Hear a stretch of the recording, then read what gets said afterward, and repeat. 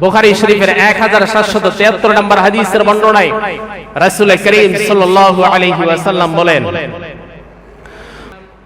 আল হজ্জুল মাবরুর লাইসা লাহু জাযাউন ইল্লাল জান্নাহ আও কামা ক্বালা আলাইহিস সালাতু ওয়াস সালাম। দু জাহানের সরদার নবী মুহাম্মদ মুস্তাফা সাল্লাল্লাহু আলাইহি ওয়াসাল্লাম বলেন, হজ্জে মাবরুরের একমাত্র প্রতিদান হলো আল্লাহর জান্নাত।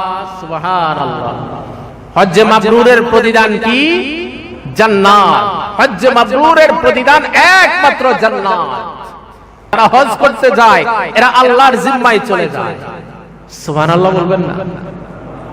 যারা হজ করতে যায় এরা কার জিম্মায় যায়? আর একটু জোরে বলেন, কার জিম্মায় যায়? আল্লাহর জিম্মায় চলে যায়। قال النبي صلى الله عليه وسلم ثلاثة في زمان الله تعالى رجل خرج من بيته إلى مسجد من مساجد الله ورجل خرج غازيا في سبيل الله ورجل خرج حاجا أو كما قال عليه الصلاة والسلام। আল্লাহর নবী বিশ্ব নবী বলেন, তিন ব্যক্তি আল্লাহর জিম্মায় চলে যায়। কয় ব্যক্তি? আর একটু জোরে বলেন, কয়জন ব্যক্তি? তিনজন ব্যক্তি আল্লাহর জিম্মায় থাকে। এই তিনজন ব্যক্তির জিম্মাদারি স্বয়ং আল্লাহ নিয়ে নেয়। একজন হলো রাজুলুন খারাজা মিন বাইতিহি ইলা মাসজিদিন মিন মাসাজিদিল্লাহ। এক নাম্বার হলো যে ব্যক্তি তার ঘর থেকে বের হয়ে আল্লাহর মসজিদের দিকে যায়, এই ব্যক্তির জিম্মাদার স্বয়ং আল্লাহ হয়ে যায়। আর দুই নাম্বার ব্যক্তি হলো রাজুলুন খারাজা গাজিয়ান ফি সাবিলিল্লাহ, যে ব্যক্তি জিহাদ করার জন্য আল্লাহর রাস্তায় বের হয়ে যায়, এই ব্যক্তি স্বয়ং আল্লাহর জিম্মায় চলে যায়, আল্লাহ তার জিম্মাদার হয়ে যায়। আর তিন নাম্বার ব্যক্তি হলো ওয়ারাজুলুন খারাজা হাজ্জান, যে ব্যক্তি হজ পালন করার জন্য বের হয়ে যায়, এই ব্যক্তির জিম্মাদার স্বয়ং আল্লাহ হয়ে যায়। সুবহানাল্লাহ। কয় ব্যক্তির জিম্মাদার আল্লাহ হয়? ওই তিনজন ব্যক্তির মধ্য থেকে একজন হলো হাজী সাহেব। হজ ফরজ হওয়ার পরে বিলম্ব না করা, যত দ্রুত সম্ভব হজের বিধানটা পালন করা। ইবনে মাজাহ শরীফের 2883 নম্বর হাদিসের বর্ণনায় রাসূল করিম সাল্লাল্লাহু আলাইহি ওয়াসাল্লাম বলেন, মান আরাদাল হজ্জা ফালিয়াতাআজ্জাল, যে ব্যক্তি হজের সংকল্প করবে, হজের নিয়ত করবে যে আমি হজ করব, আমার উপর হজ ফরজ, আল্লাহর নবী বলেন ফালিয়াতাআজ্জাল, সে যেন অতি দ্রুত হজের বিধানটা পালন করে নেয়। আর একটা হাদিসের বর্ণনায় সহিহুত তারগীব 1166 নম্বর হাদিসের বর্ণনায় রাসূল করিম সাল্লাল্লাহু আলাইহি ওয়াসাল্লাম বলেন, হাদিস কুদসি, আল্লাহ তাআলা বলেন, সাহহাতু লাহু জিসমাহু ওয়া ওয়াসআতু আলাইহি ফিল মাঈশা। আল্লাহ তাআলা বলেন, আমি যাকে শারীরিক সুস্থতা দান করেছি এবং আর্থিক সচ্ছলতা দান করেছি। এটা কি বলেন? আর একটু আওয়াজ দেন। আল্লাহ বলেন, আল্লাহ তাআলা বলতেছেন হাদিসে কুদসিতে যে আমি যাকে শারীরিক সুস্থতা দান করেছি এবং আর্থিক সচ্ছলতা দান করেছি, আল্লাহ তাআলা বলেন শারীরিক সুস্থতা দেওয়ার পরেও, আর্থিক সচ্ছলতা দেওয়ার পরেও ইয়ামজি আলাইহি খামসাতু আওয়ামিন, তার উপর 5টা বছর অতিবাহিত হয়ে গিয়েছে। লা ইয়াফিদু ইলাইয়া, এই 5 বছর অতিবাহিত হওয়ার পরেও সে আমার ঘরের হজ পালন করার জন্য আসে নাই।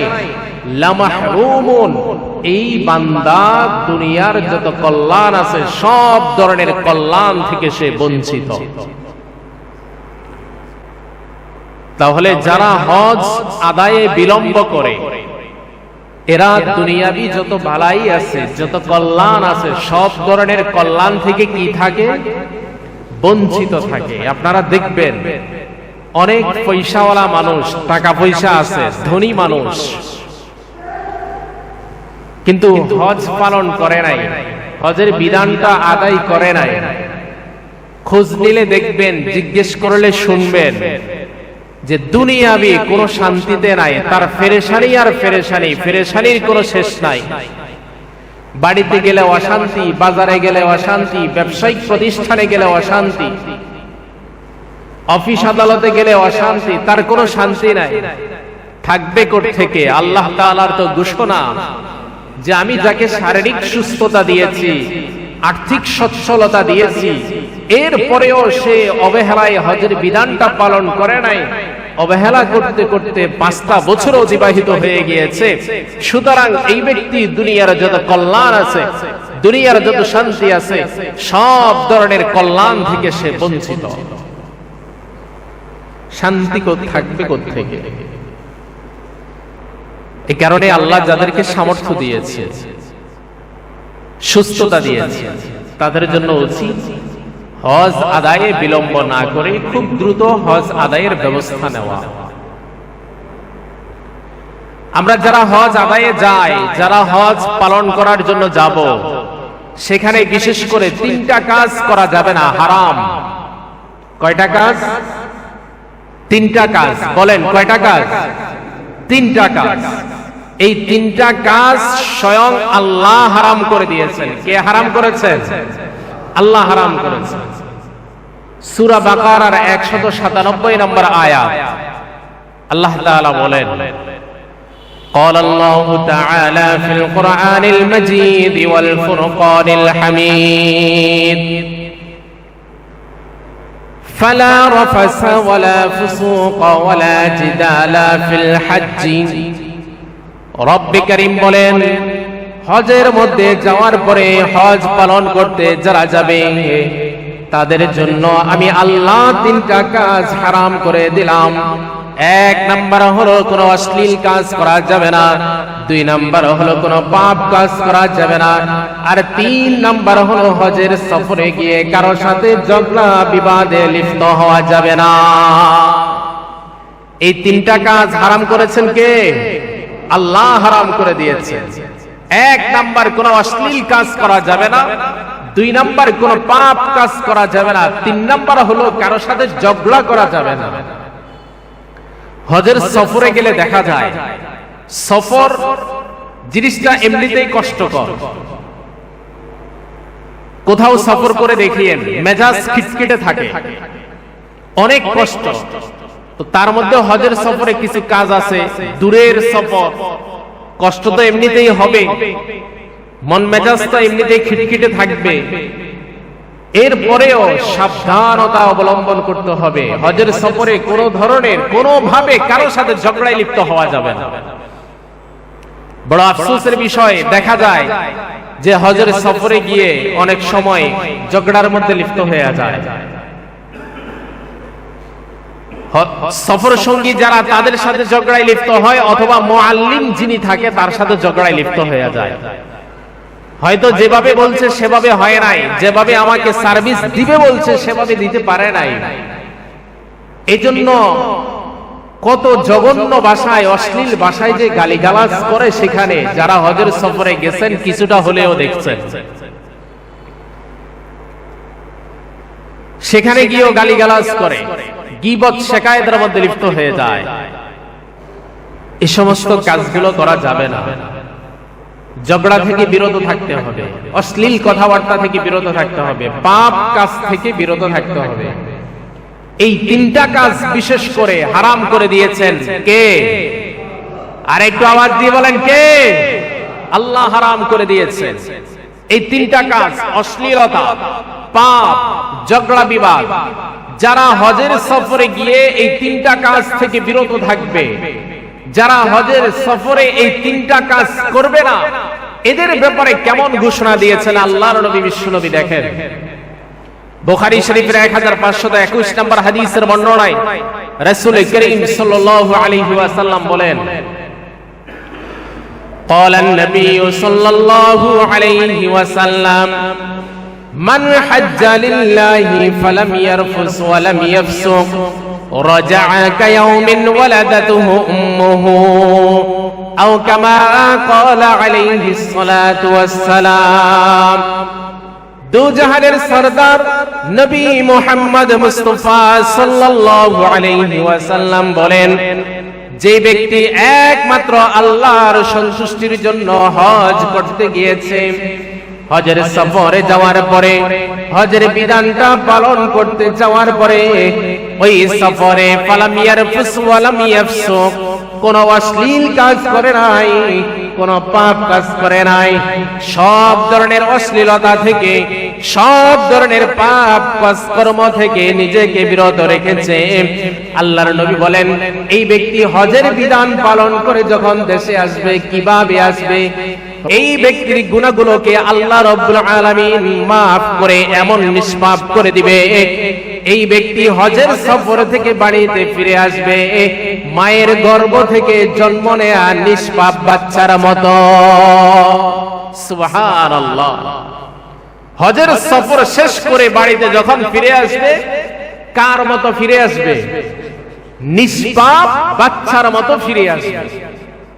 মায়ের গর্ভ থেকে জন্ম নেয়া যে বাচ্চাটা আছে, ওই বাচ্চার আমল নামায় কোনো গুনাহ আছে? কথা বলেন, কোনো গুনাহ আছে? নাই। হজের সফরে যারা কোনো অশ্লীল কাজ করবে না, যারা কোনো গুনার কাজ করবে না, আল্লাহ তাআলা তাদের আমল নামা থেকে গুনাহগুলোকে maaf করতে করতে এমন করে দিবে যে একেবারে নিষ্পাপ বানায়া দিবে। সুবহানাল্লাহ। আরেকটা হাদিসের বর্ণনায় তিরমিজি শরীফের 811 নম্বর হাদিস, মান হাজ্জা লিল্লাহি ফালাম ইয়ারফুস ওয়ালাম ইয়াফসুক গুফিরা লাহু মা তাকদ্দামা মিন যামবিহি আও কামা ক্বালা আলাইহিস সালাতু ওয়াস সালাম।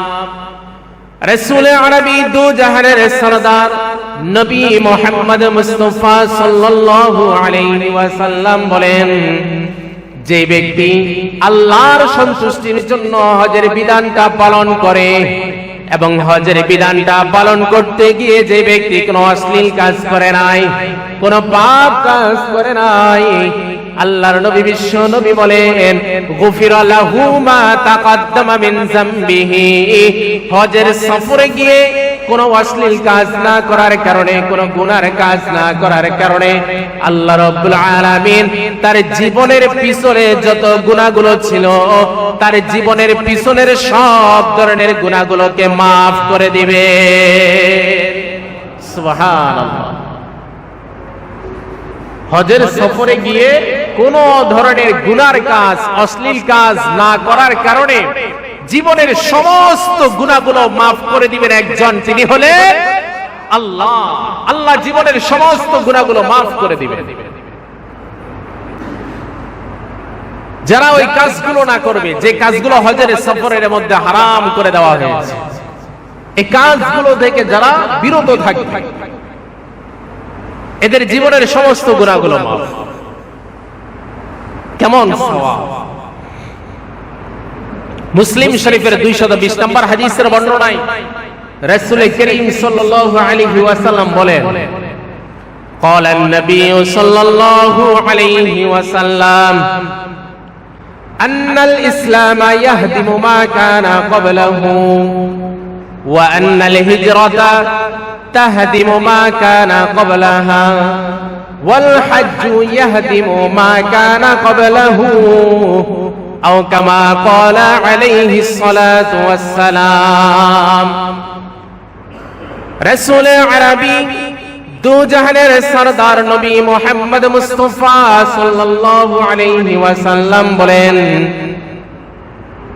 একজন বিধর্মী, একজন কাফের যখন ইসলাম ধর্ম গ্রহণ করে, ইসলামকে কবুল করে নাই, এই ইসলামকে কবুল করে নেওয়ার কারণে তার জীবনে যত ধরনের অন্যায় ছিল, যত ধরনের পাপাচার ছিল, যত ধরনের আল্লাহর নাফরমানি ছিল, তার আমলনামা থেকে সব ধরনের নাফরমানিগুলো, সব ধরনের গুনাহগুলোকে আল্লাহ মুছে দেয়। সুবহানাল্লাহ। কি গ্রহণ করার কারণে? ইসলাম গ্রহণ করার কারণে। আল্লাহর নবী বলেন, যে ব্যক্তি ইসলামের জন্য কোথাও হিজরত করেছে, ইসলাম হেফাজতের জন্য, ঈমান হেফাজতের জন্য কোথাও হিজরত করেছে, এই হিজরত করার কারণে তার পূর্বের আমলনামায় যত গুনাহ আছে আল্লাহ রাব্বুল আলামিন সব ধরনের গুনাহগুলোকে মুছে দিবেন। সুবহানাল্লাহ। কি করার কারণে? হিজরত করার কারণে। ইসলামের জন্য, ঈমান হেফাজতের জন্য যদি কেউ হিজরত করে থাকে, এই হিজরত করার কারণে আল্লাহ তাআলা তার জীবনের পিছনের যত গুনাহ আছে সব ধরনের গুনাহগুলোকে আল্লাহ মুছে দিবেন। এরপরে বিশ্বনবী বলেন, হজ এমন একটা ইবাদত, এমন একটা ইবাদত যে হজ পালন করার কারণে আল্লাহ তাআলা তার জীবনের পিছনের সব ধরনের গুনাহগুলোকে আল্লাহ মুছে দেন। সুবহানাল্লাহ। কি পালন করার কারণে? হজের বিধান পালন করার কারণে জীবনের সমস্ত গুনাহগুলো মুছে দেন কে? আল্লাহ মুছে দেন। হজের বিধানটা এমন একটা ইবাদত, এমন গুরুত্বপূর্ণ একটা ইবাদত, জীবনের সমস্ত গুনাহগুলো মাফ করে দেয়। তিরমিজি শরীফের 810 নম্বর হাদিসের বর্ণনায় রাসূল করিম সাল্লাল্লাহু আলাইহি ওয়াসাল্লাম বলেন, قال النبي صلى الله عليه وسلم তাবিউ বাইনাল হজ্জি ওয়াল উমরাতি। রাসূল আরবি দু জাহানের সরদার নবী মুহাম্মদ মুস্তাফা সাল্লাল্লাহু আলাইহি ওয়াসাল্লাম বলেন, তোমরা বারবার হজ এবং উমরা পালন করো, বারবার তোমরা হজ এবং উমরার বিধানটা পালন করো, কারণ হজ এবং উমরার বিধানটা এমন, আল্লাহ রাব্বুল আলামিন তোমাদের দারিদ্রতা এবং গুনাহকে দূর করে দিবে। আরেকটু জোরে বলেন না সুবহানাল্লাহ। হজ আর উমরা পালন করার কারণে দারিদ্রতা এবং গুনাহ দূর করে দিবেন কে? আল্লাহ দূর করে দিবেন। আমরা চিন্তা করি আমার কাছে যে টাকা পয়সা আছে, যদি উমরা করতে যাই, যদি হজ করতে যাই, তাহলে তো এই টাকাগুলো শেষ হয়ে যাবে। কি কর? চিন্তা করি না এরকম? আর আল্লাহর নবী বলতেছে যে তোমরা বারবার হজ করতে যাও, বারবার উমরা করতে যাও, দারিদ্রতা দূর করার মালিক কে? আল্লাহ। গুনাহ মাফ করে দিবেন, গুনাহ দূর করে দিবেন, দারিদ্রতা দূর করে দিবেন। এই কারণে যারা বারবার হজ উমরা করে দেখবেন তাদের কোনো অভাব অনটন নাই। আল্লাহর নবীর ঘোষণা, দারিদ্রতা থাকবে না, দূর করে দিবেন আল্লাহ। এই কারণে মুসলমান ভাইরা আমার, আল্লাহ যাদেরকে টাকা পয়সা দিয়েছে, সচ্ছলতা দিয়েছে, আমরা হজের বিধানটা পালন করার চেষ্টা করব। যারা হজের সামর্থ্য নাই, অন্তত উমরা হলেও করব। উমরার বিধানটা, উমরা পালন করার জন্য হলেও আমরা আল্লাহর কাছে দোয়া করব, চেষ্টা করব। আমরা যারা হজ করতে যাব, আল্লাহর কাছে দোয়া করব, আল্লাহ যেন হজ্জে মাবরুর নসিব করেন। কি নসিব করেন? হজ্জে মাবরুর। আল্লাহ যেন মাবরুর হজ পালন করার মতো তৌফিক দেন, নসিব করেন। হজ্জে মাবরুর কারে কয়? মাবরুর শব্দটা হলো আরবি শব্দ, বিররুন শব্দ থেকে আসছে। বিররুন শব্দের বিপরীত তিনটা বিষয় না, কাজ না করা। বিররুন শব্দের বিপরীত তিনটা কাজ না করা। একটা হলো পাপ কাজ, অশ্লীল কাজ, ঝগড়া বিবাদ। এই তিনটা কাজ থেকে যারা বিরত থাকবে তাদের হজটা হজ্জে মাবরুর হিসাবে গণ্য করা হবে। হজ্জে মাবরুরের জন্য দোয়া করতে হবে। হজ্জে মাবরুরের অনেক ফজিলত। আল্লাহর নবী, বিশ্ব নবী হজ্জে মাবরুরকে শ্রেষ্ঠ ইবাদত বলেছেন। সুবহানাল্লাহ। হজ্জে মাবরুরকে কি ইবাদত বলেছেন? শ্রেষ্ঠ ইবাদত। বুখারী শরীফের 26 নম্বর হাদিস, সাহাবায়ে কিরাম জিজ্ঞাসা করলেন, ইয়া রাসূলুল্লাহ আইয়ুল আমালি আফজালু, সর্বশ্রেষ্ঠ ইবাদত কি? আল্লাহর নবী বিশ্বনবী জবাব দিলেন, ঈমানুন বিল্লাহি ওয়া রাসূলিহি, আল্লাহ এবং তার রাসূলের উপরে ঈমান আনা। কিলা সুম্মা মাযা ইয়া রাসূলুল্লাহ, হে আল্লাহর রাসূল এরপরে শ্রেষ্ঠ ইবাদত কি? আল্লাহর নবী জবাব দিলেন, আল জিহাদু ফি সাবিলিল্লাহ, আল্লাহর রাস্তায় জিহাদ করা। এরপরে আবারও প্রশ্ন করলেন, কিলা সুম্মা মাযা ইয়া রাসূলুল্লাহ, এরপরে শ্রেষ্ঠ ইবাদত কি? আল্লাহর নবী বিশ্বনবী এবার জবাব দিলেন, হজ্জে মাবরুর হলো শ্রেষ্ঠ ইবাদত। সুবহানাল্লাহ, হজ্জে মাবরুর কি? শ্রেষ্ঠ ইবাদত। হজ্জে মাবরুরকে আরেকটা হাদিসের মধ্যে শ্রেষ্ঠ জিহাদ বলেছেন। বুখারী শরীফের 1520 নম্বর হাদিসের বর্ণনায় আম্মা জানা আয়েশা সিদ্দিকা রাদিয়াল্লাহু তাআলা আনহা বিশ্বনবীকে বলতেছে, ইয়া রাসূলুল্লাহ, আমরা জিহাদকে নারল জিহাদা আফজালাল আমালি, আমরা জিহাদকে শ্রেষ্ঠ আমল মনে করি। আফালা নুজাহিদু, আমরা কি আল্লাহর রাস্তায় জিহাদ করব না? বলতেছেন কে? আম্মা জান আয়েশা, রাসূল করিম সাল্লাল্লাহু আলাইহি ওয়াসাল্লামের স্ত্রী, আল্লাহ রাসূলকে বলতেছেন যে আমরা তো জিহাদকে শ্রেষ্ঠ আমল মনে করি, আমরা কি জিহাদ করব না? আল্লাহর নবী আম্মা জান আয়েশাকে জবাব দিলেন, লা লাকিন্না আফজালাল জিহাদি হজ্জুন মাবরুরুন, তোমরা জিহাদে যাওয়ার প্রয়োজন নাই, তবে তোমাদের জন্য শ্রেষ্ঠ জিহাদ হলো হজ্জে মাবরুর। সুবহানাল্লাহ, হজ্জে মাবরুরকে কি বলেছেন? শ্রেষ্ঠ জিহাদ বলেছেন। হজ্জে মাবরুরের জন্য দোয়া করতে হবে, কারণ হজ্জে মাবরুরের প্রতিদান একমাত্র জান্নাত। হজ্জে মাবরুরের প্রতিদান কি? একমাত্র জান্নাত।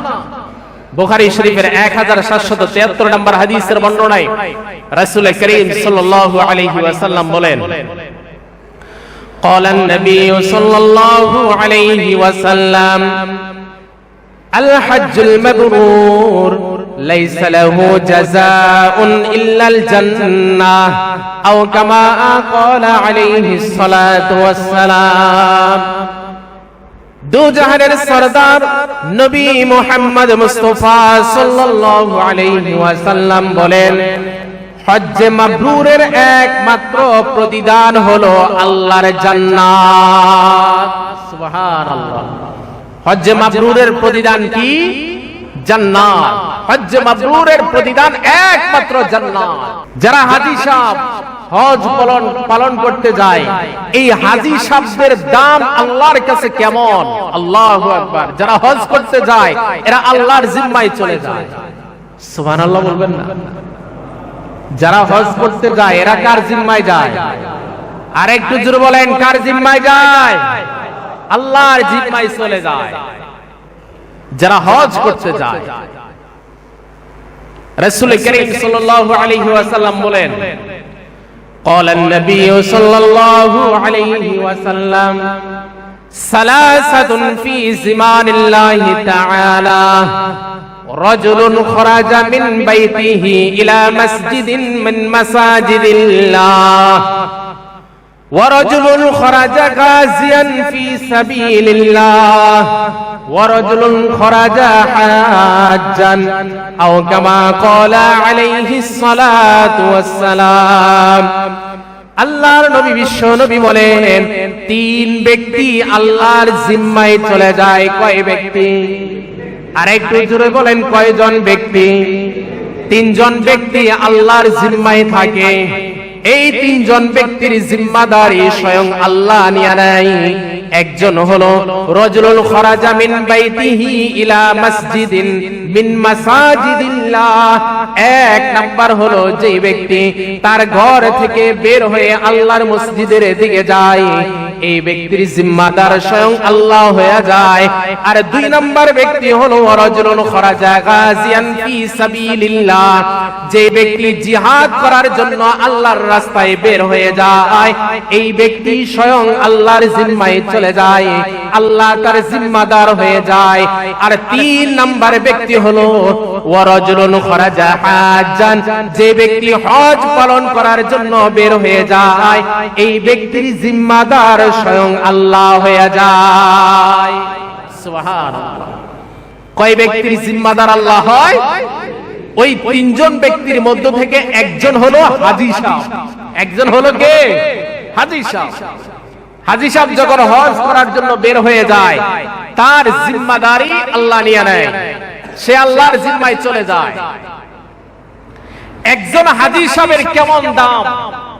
এই একজন হাজী সাহেবকে বলা হয় যে একজন হাজী যারা হজ করতে যায় এরা আল্লাহর প্রতিনিধি। সুবহানাল্লাহ। এরা কার প্রতিনিধি ভাই? আল্লাহর প্রতিনিধি। রাসূল করিম সাল্লাল্লাহু আলাইহি ওয়াসাল্লাম ইবনে মাজাহ শরীফের 2893 নম্বর হাদিসের বর্ণনায় বলেন, قال النبي صلى الله عليه وسلم الغازي في سبيل الله والحاج والمعتمر وفد الله।